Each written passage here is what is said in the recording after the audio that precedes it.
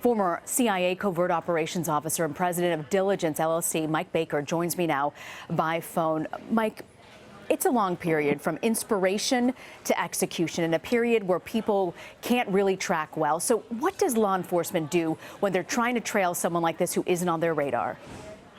Well, I mean, right now what they're doing is they're, reverse engineering it, which is obviously unsatisfactory because, it's a post-event investigation as opposed to something that could preempt or minimize or disrupt an attack. But what they're doing is several different layers to this. One of them is the forensics work that they do through reviewing his social media, through going through and looking at his computer or whatever devices that he had. Part of it's the human element. They're talking to family members. They're talking to friends. They're doing sort of the old school type of investigation where you sit down and you piece this together.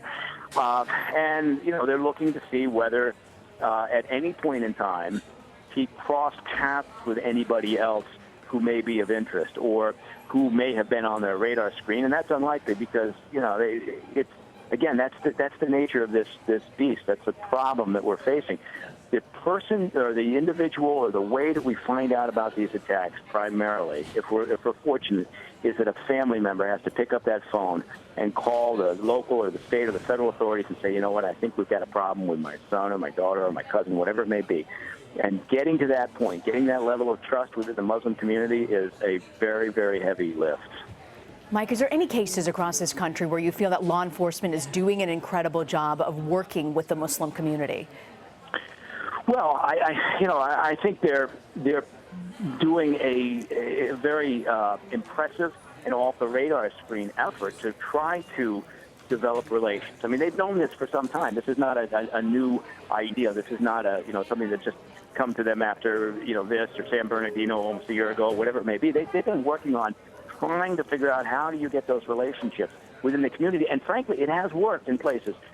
In some communities, Detroit would be an example. Minneapolis, to some degree, is an example where we have had successes, where cases of concern have been brought forth by family members to law enforcement, and that's a success. But they don't advertise those successes, and that's part of the problem. Is you're not in a position. It's much like intelligence operations. You're not in a position to bang the drum and say, look, see, we had a great success here, because for the most part, you got to keep these things off the radar screen.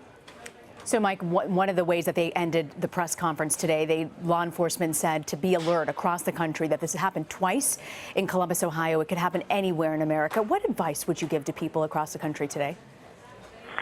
Well, if you have a friend that you're concerned about because of the what they're exhibiting or their disturbing behavior, and it seems well off, or they seem, this is a long shot, obviously. I mean, who's in contact with someone who's being radicalized? But if it happens, then act on your instinct. You see those gut instincts are correct. Do something about it. It's that old, trite saying, see something, say something, that has become so familiar to people.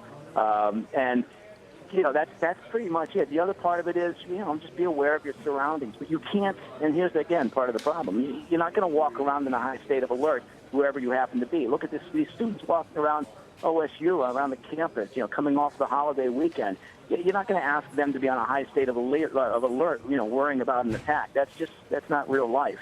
So, when you're in public gatherings, when you're in large public gatherings, when you go into transportation hubs, the obvious ones, yes, fine, step it up a little bit. Be a little bit more aware of what's happening around you. And then, like I said, if you happen to be in contact with somebody who maybe is displaying worrisome behavior, it appears to become more radical in their views and their thoughts, well, then maybe the better part of valor is to say something. We're all a little bit hesitant to do that because nobody, you feel like you're dropping a dime on a friend or a relative, but it's the only way, really, at the end of the day. It's not vetting. Vetting wouldn't have stopped this attack. Advanced vetting, or whatever you want to call it, wouldn't stop the next one, perhaps. But developing the ability to get people to talk to law enforcement, to have that trust, to say there is some concern, that's the way we need to be going.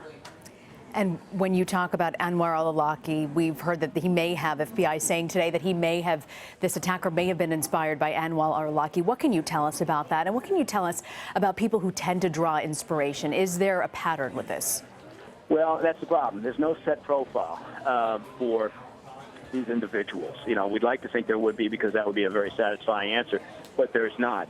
And so what you do is you kind of look at the large, steps that they go through, knowing that there's not a one standard, individual or behavioral pattern.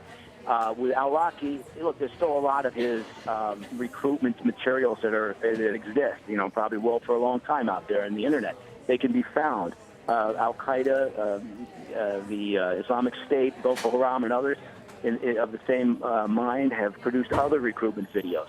People are out there on that side of the fence actively looking for people like this attacker at OSU. They're looking for, it doesn't matter to them, they're looking for lost souls who are looking for something to latch onto. They're looking for people who have vulnerabilities and that they can prey on those vulnerabilities and start to work that recruitment process. So they're looking for people like that, and or if they happen to latch onto someone who's a true believer and a real zealot, great. From their perspective, and that's why it's sort of it's more of a theoretical thought to say that ISIS inspired this OSU attack. Yes, they did in a sense, but there wasn't a direct connection. There was just this idea that this individual was out there, and for whatever reason, he latched onto this as the trigger. So, there's only so much that we can do without the benefit of the Muslim communities around the country working with law enforcement. It's certainly a hard fight. Former CIA covert operations officer Mike Baker. Mike, thanks for joining us. Thank you.